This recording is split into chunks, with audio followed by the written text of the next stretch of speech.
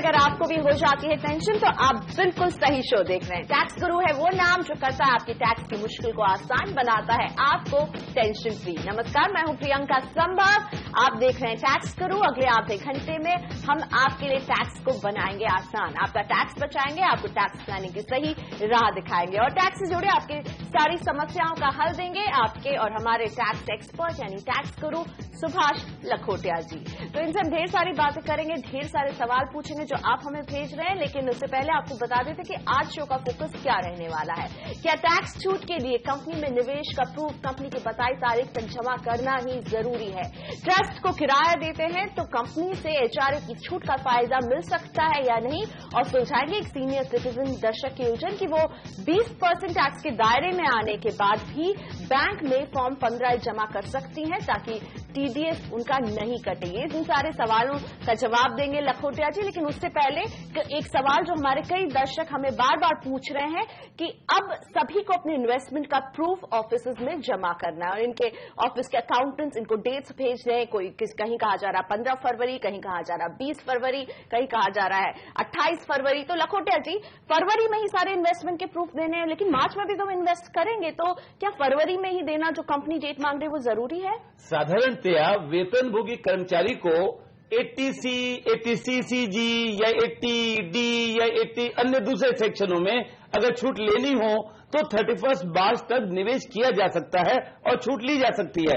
कहने का सीधा सीधा मतलब हुआ कि अगर वेतनभोगी कर्मचारी 31 मार्च को भी निवेश करेगा और अपने एम्प्लॉयर को दे देगा, सबूत दे देगा, तो उसे छूट मिल जाएगी।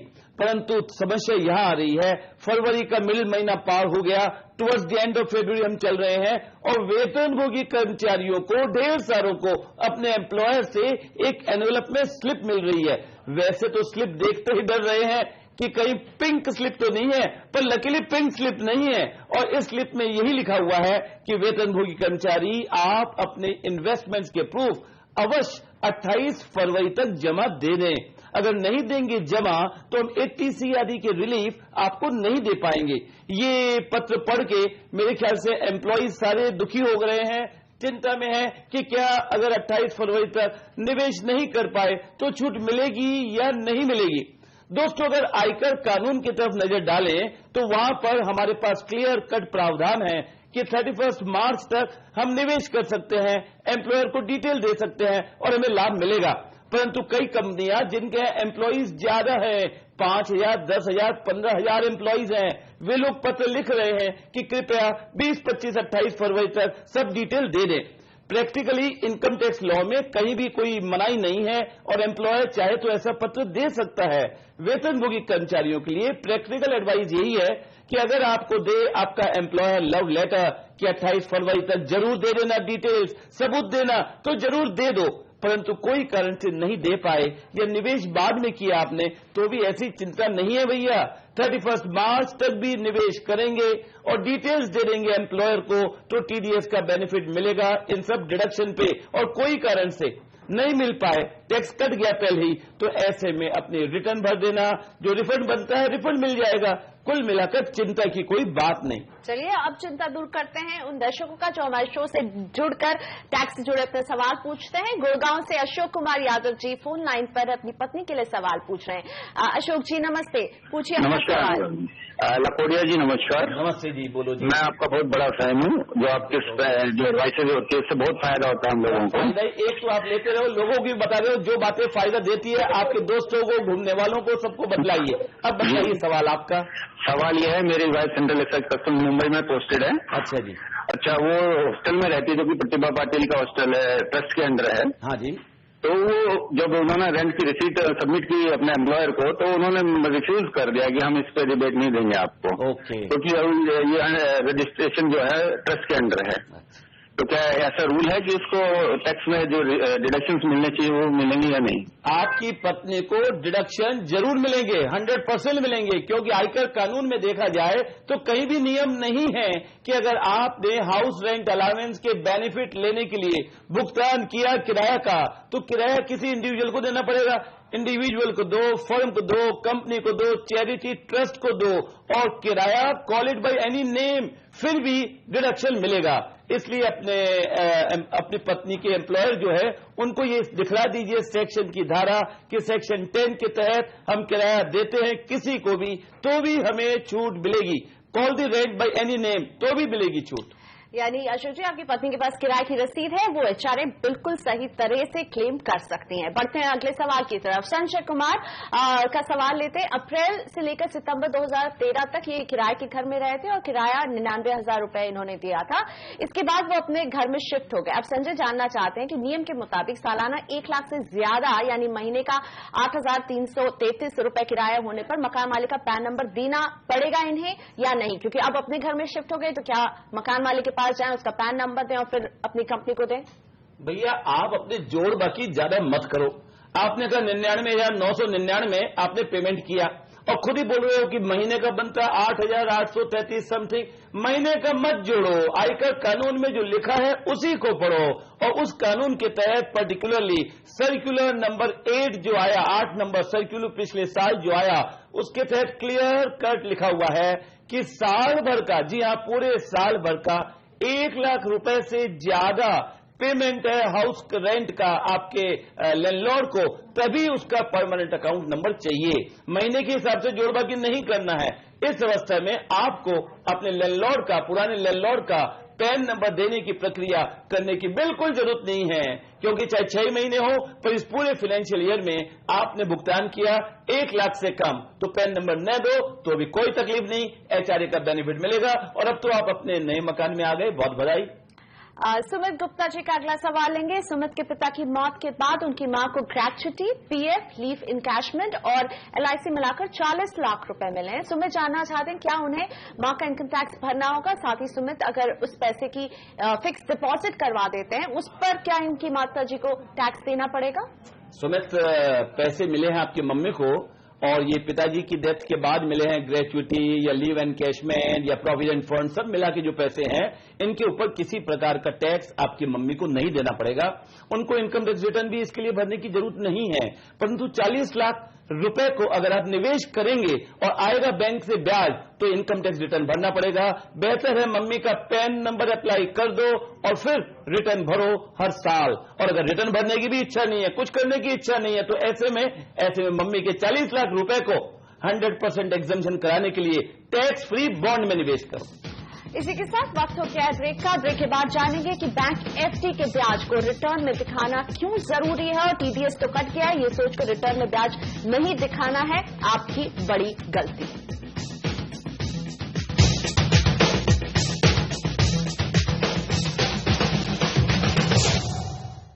Welcome back. आप देख रहे हैं टैक्स गुरु, और आज हम बात करने वाले एक बड़ी कॉमन गलती, शायद हम में से कई लोग ये बार बार दोहरा रहे हैं, इसलिए हम ये टॉपिक लेकर बार बार आपके सामने भी आते हैं।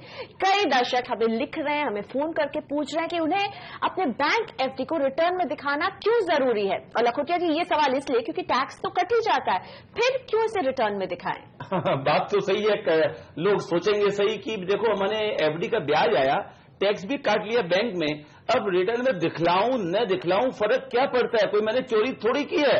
पर भैया ऐसी सोच आपकी गलत होगी, क्योंकि इनकम टैक्स रिटर्न में आपकी ड्यूटी बनती है कि सारी इनकम को दिखलाएं। एंड पर्टिकुलरली अगर आपकी इनकम 5 लाख से ज्यादा है साल में, तो निश्चित रूप से आप गलती कर रहे होंगे इनकम नहीं दिखला के। केवल ये मत सोचिएगा कि टीडीएस कट गया बैंक एफडीआर पे, तो क्या है प्रॉब्लम, क्यों दिखलाऊं मैं। अब मेरे ख्याल से हमारे दर्शक समझ ले रहे हैं इस बात को और सोच रहे हैं हम तो आदत हो या नहीं दिखलाएंगे। एक एग्जांपल समझ लो भैया, अगर आपकी इनकम मान लो 10 लाख है, 8 लाख है, और बैंक का एफडी का ब्याज भी है, आपने सोच लिया कि हम तो नहीं दिखलाएंगे इसको इनकम टैक्स रिटर्न में क्योंकि टीडीएस कट गया। पर तकलीफ यह है कि जो आपकी इनकम है उसके हिसाब से आपका इनकम टैक्स बनता है, चाहे 20%, और 10 लाख से ज्यादा इनकम है आपकी तो इनकम टैक्स बनता है 30%, किंतु टीडीएस कटा है केवल 10%। इसलिए बाकी राशि आपको इनकम में दिखला के टैक्स देना जरूरी। इसलिए एक सिंपल बात याद रखें, हमेशा बैंक एफडी के ब्याज को इनकम टैक्स रिटर्न में दिखलाएं। जितना टैक्स कट गया उसका क्लेम करें टीडीएस और बाकी अगर टैक्स देना बनता है तो दे दो टैक्स, केवल इतना सा सिंपल काम करना है। और लखोटिया जी, आपके इस जवाब में वैसे शकुंतला जी का भी जवाब मिल रहा है, लेकिन मैं फिर भी उनका सवाल आपके सामने रखना चाहूंगी। शकुंतला प्रकाश जिन्हें हमें लिखा है सीनियर सिटीजन है, 20% के टैक्स ब्रैकेट में आती है, इनके पास 14 लाख की फिक्स डिपॉजिट है और बैंक इनके एवरी पर टीडीएस काट रहा है। तो शकुंतला जी का कहना है कि अगर वो आईटीआर फाइल करते वक्त टैक्स भरे तो उन्हें ज्यादा फायदा होगा, क्योंकि वो सीनियर सिटीजन है और उन्हें एडवांस टैक्स देने की जरूरत नहीं है। ऐसे में क्या वो बैंक में फॉर्म 15H दे सकती हैं? बहुत ही आइडिया यूनिक सोचा है शकुंतला जी ने। अनफॉर्चुनेटली हमारे पास कोई प्राइस नहीं है, तो इनको प्राइस दे देते। शकुंतला जी ये तो समझ रही है कि इनकम टैक्स का जो अगर पर्टिकुलरली सीनियर सिटीजन जो है उनको देना नहीं है एडवांस टैक्स, तो सोच रही है बैंक को दे दे फॉर्म भर के 15H, टीडीएस नहीं काटना और बाद में 20% टैक्स दे देंगे। शकुंतला जी ऐसी सोच गलत है। आयकर कानून में सरकार ने नियम बनाए हैं, सीनियर सिटीजन को बेनिफिट दिया है कि आपको एडवांस टैक्स नहीं देना है, पर यह भी मतलब नहीं है कि उसकी गाइज में हम टीडीएस नहीं कटाएं। इसलिए जो टीडीएस है बैंक का वो कटने दीजिए और बाकी राशि जो आपको देना है टैक्स वो रिटर्न भरने के पहले जमा देना। अब बंगलुरु से विजय बथुरिया हमारे साथ फोन लाइन पर है, एचआरए छूट को लेकर सवाल पूछ रहे हैं। विजय जी नमस्ते, पूछिए अपना सवाल लखोटिया जी से। नमस्कार लखोटिया जी। नमस्ते जी विजय जी। मेरा सवाल ये है कि मैं बम्बई में जॉब करता था, फिर कंपनी में आदमी कम किए तो मेरा जॉब चला गया, फिर 3 महीना मैं घर में बैठा, फिर बेंगलुरु में जॉब मिला तो मैं वहाँ शिफ्ट किया हूँ, लेकिन मेरा फैमिली बम्बई में रहता है, तो दोनों जगह में रेंट भरता हूँ, तो एचआरए का दोनों का रेंट एग्रीगेट करके मैं क्लेम कर सकता हूँ। और दूसरा सवाल ये है कि 3 महीना मैं घर में बैठा था उसका भी रेंट गिन सकता हूँ। और एक सवाल ये है कि मेरे फैमिली का सबका रिटर्न बॉम्बे में फाइल होता है, उसके साथ में मैं मेरा रिटर्न ये साल मुंबई में फाइल कर सकता हूँ, या मुझे बेंगलोर में माइग्रेट करा के बेंगलोर में फाइल करना पड़ेगा रिटर्न? हाँ भैया विजय जी, आपके लिए बेहतर यही होगा कि पैन माइग्रेशन की फॉर्मेलिटीज कंप्लीट करें और इनकम टैक्स रिटर्न भरें बेंगलुरु में, क्योंकि अब वहां रहते हैं परमानेंटली, तो आपके लिए बेहतर भी होगा। अगर रिफंड भी आना होगा, कोई और होगा, तो सब हिसाब से अच्छी है ये बात। सेकंड बात आपने कहा कि बेंगलोर और मुंबई दोनों जगह एचआरए का बेनिफिट ले सकता हूं क्या? बिल्कुल नहीं ले सकते, क्योंकि आयकर कानून में धारा 10 जहां पर एचआरए एग्जम्पशन की बात लिखी हुई है वहां पर क्लियर कट कहा गया है कि एचआरए का बेनिफिट एम्प्लॉय के अपने रेसिडेंस के लिए है। इसलिए आप जब बेंगलोर रह रहे हैं तो बेंगलोर का बेनिफिट लें। और तीसरी बात आपने ये बतलाई कि 3 महीने में खाली बैठ गया, भाई खाली बैठ गए, अफसोस तो हम कर सकते हैं, पर टैक्स का बेनिफिट आपको नहीं दिला सकते। एफडी से जुड़ा अगला सवाल हम लेने वाले हैं श्रीकांत पोदार जी का। श्रीकांत जी ने हमें लिखा है कि उनकी एक एफडी थी जो मैच्योर हो चुकी है। श्रीकांत को मैच्योरिटी के वक्त पता चला कि मार्च 2011 और मार्च 2012 में उनका टीडीएस काट लिया गया था। हालांकि उन्होंने 2010 से 2013 तक 4 साल का फॉर्म 15G जमा किया था। अब जानना चाहते हैं कि क्या कर सकते हैं श्रीकांत, क्या फायदा मिल सकता है उन्हें अभी भी? श्रीकांत जी एक काम तो आगे से हमेशा करें, जब भी बैंक को फॉर्म 15G जमा दें तो सेकंड कॉपी जेरॉक्स कॉपी लेके उसके ऊपर सिग्नेचर करा लें, ताकि आपके पास प्रूफ रहे कि आपने बैंक को जमा दे दिया। अब बैंक ने टीडीएस भी काट लिया, रिटर्न में क्लेम भी नहीं किया, अब क्या करें, है बड़ी समस्या, पर इतनी चिंता नहीं है। 31 मार्च 2012 और 31 मार्च 2013 दोनों की रिटर्नें आप रिवाइज कर दें और उनमें जितना बैंक में टीडीएस कटा है उसको क्लेम कर लें। अगर कोई रिफंड बनता है तो आपको रिफंड भी मिल जाएगा। इसी के साथ टैक्स गुरु में वक्त हो गया ब्रेक का। ब्रेक के बाद जानेंगे कि अगर आप फ्लैट नहीं बल्कि एक प्लॉट खरीद रहे हैं, यानी जमीन का टुकड़ा खरीद रहे हैं, लोन ले रखा है, तो क्या होम लोन की छूट का फायदा आपको मिल सकता है या नहीं? क्या कहते हैं इनकम टैक्स के कानून?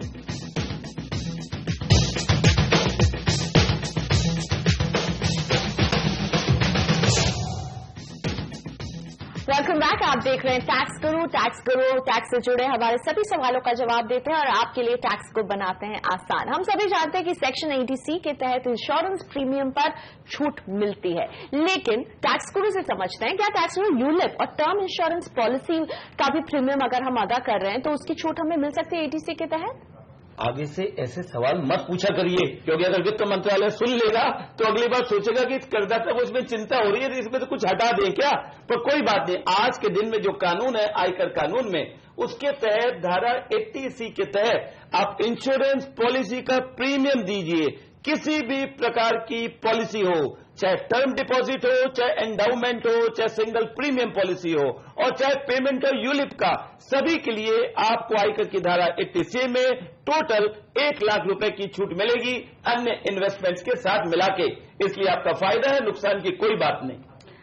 सवालों की तरफ बढ़ेंगे। मनीष अहिरवार जी का सवाल लेते हैं। 2010 में इन्होंने बैंक से लोन लेकर एक प्लॉट खरीदा था जिसकी EMI ECS के जरिए इनकी जा रही है। प्लॉट पर अभी कंस्ट्रक्शन नहीं हुआ है। मनीष जानना चाहते हैं क्या उन्हें लोन के ब्याज पर छूट का फायदा मिल पाएगा? लखोटिया जी। मनीष, पहले तो ध्यान रखो भैया कि EMI का पेमेंट जरूर करते जाना और टैक्स का बेनिफिट नहीं लेते जाना। ये क्या हो गया? पर है तो यही आपके लिए आंसर, क्योंकि प्लॉट लिया है, प्लॉट के ऊपर आयकर की धारा के अंतर्गत सेक्शन 24 में कोई छूट नहीं मिलती। या तो फटाफट मकान बना लो और फिर छूट लेना चालू कर दो। जब तक नहीं मिलती छूट, EMI जरूर दो ताकि परेशानी नहीं हो, और टैक्स का बेनिफिट बाद में लेना। अभी केवल प्लॉट के ऊपर कोई बेनिफिट EMI पेमेंट में से नहीं मिलने वाला आपको। दिल्ली से अनीता भाटिया फोन लाइन पर मौजूद है अपने सवाल के साथ। अनीता जी नमस्ते, पूछिए अपना सवाल। पहले तो लखोटिया जी, आई जस्ट वांट टू से कि मैं आपकी बहुत बड़ी फैन हूँ, मैं आपके सारे प्रोग्राम देखती हूँ। अच्छा सर, प्रॉब्लम ये है कि मैंने पिछले जो फाइनेंशियल ईयर 2012-13 में मेरा बैंक ने FD पे वो टैक्स काट के रिमिट नहीं किया, किसी गलत खाते में रिमिट कर दिया, और तब से मैं उनसे टेकअप कर रही हूँ। वो कहते हैं जी हम कर रहे हैं, हमने रिवाइज रिटर्न फाइल किए, लेकिन वो अभी तक मेरे 26 ईयर्स में रिफ्लेक्ट नहीं हुआ, और मैंने अभी तक पुरानी रिटर्न अभी तक फाइल नहीं की। तो मुझे क्या करना चाहिए? पहले तो चिंता की बात नहीं, अब क्या करें, चिंता की भी बात नहीं और बेनिफिट भी लेना है। आप अपनी इनकम टैक्स रिटर्न भर दें। 26AS के अंदर में ये TDS बैंक से कटा हुआ रिफ्लेक्ट नहीं हो रहा है तो भी रिटर्न आप जरूर भर दें तुरंत, कोई तकलीफ नहीं है। सेकंड काम करें, बैंक के पास जाएं और बोलें कि मुझे फॉर्म नंबर 16A दे दो, बैंक आपको जरूर देगा। तीसरा काम, बैंक को राइटिंग में दे दो कि आपकी गलती की वजह से आपने पैन नंबर नहीं लिखा मेरा, या गलती लिखा तो ठीक करके सुधार करो ठीक। तीनों कार्य करने से आपको कोई चिंता नहीं होगी। पर सबसे पहले अपना काम तो कर लो, आप अपने रिटर्न भर दो, क्योंकि 26AS में डिफरेंस भी आ रहा है, तो भी रिटर्न आप भरें तो किसी प्रकार की तकलीफ नहीं होगी। फॉर्म 16A ले लो बैंक से जल्दी। पंकज याग्निक की बेटी 18 साल की हो गई है और पंकज जानना चाहते हैं कि अगर वो अपने म्यूचुअल फंड के पैसे अपनी बेटी को गिफ्ट करते हैं तो क्या इस पर टैक्स लगेगा? साथ ही पंकज पूछ रहे हैं कि अगर वो अपनी बेटी को फ्लैट गिफ्ट करना चाहते हैं तो इसके लिए उन्हें क्या करना होगा? ये तो समझ में आ ही रहा है कि पंकज जी अपनी बेटी को प्यार कितना करते हैं। 18 साल की हो गई, मेजर हो गई बेटी, और टैक्स प्लानिंग चालू पहले दिन से ही। बिल्कुल ठीक है पंकज जी, दे दीजिए अपनी बेटी को म्यूचुअल फंड के पैसे, जितने देना चाहते हैं दे दो म्यूचुअल फंड गिफ्ट। किसी प्रकार का इनकम टैक्स न आपको न बेटी को। अब आपकी इच्छा हो गई कि म्यूचुअल फंड के अलावा मैं कुछ प्रॉपर्टी भी दे दूं। प्रॉपर्टी देना हो तो एक बात का ध्यान रखिएगा, इनकम टैक्स बिल्कुल नहीं लगेगा दोनों को, किंतु स्टैंप ड्यूटी के खर्चे देने पड़ेंगे। इसलिए स्टैंप ड्यूटी का कैलकुलेशन कर लो, फिर सोचना है कि प्रॉपर्टी बेटी को दूं या नहीं दूं। अब दूर करते हैं हेमंत ओझा जी की परेशानी। इनकी कंपनी ने 2012-13 के लिए इनका टैक्स तो काट लिया, लेकिन टैक्स अब तक जमा नहीं किया है क्योंकि फॉर्म 23AS में नो TDS लिखा हुआ आ रहा है। साथ ही कंपनी के साथ टैन मिसमैच की भी बात ये कर रहे हैं, तो कंपनी ने इन्हें TDS सर्टिफिकेट भी दिया है। ऐसे में हेमंत जी का अगला स्टेप क्या होना चाहिए? अगला स्टेप कुछ नहीं, सिंपल, जब इनको TDS सर्टिफिकेट मिल गया तो अपना इनकम टैक्स रिटर्न वगैरह तो भर दें, पर एम्प्लॉयर को ये लिखें कि आपके और हमारे पैन नंबर में कोई मिसमैच है, कोई गलती है, और एम्प्लॉयर को बोल दें कि आप घर बैठे अपना करेक्शन मेरे पैन नंबर का कर दो, ताकि आपको बेनिफिट मिल जाएगा जो TDS कंपनी ने काटा है।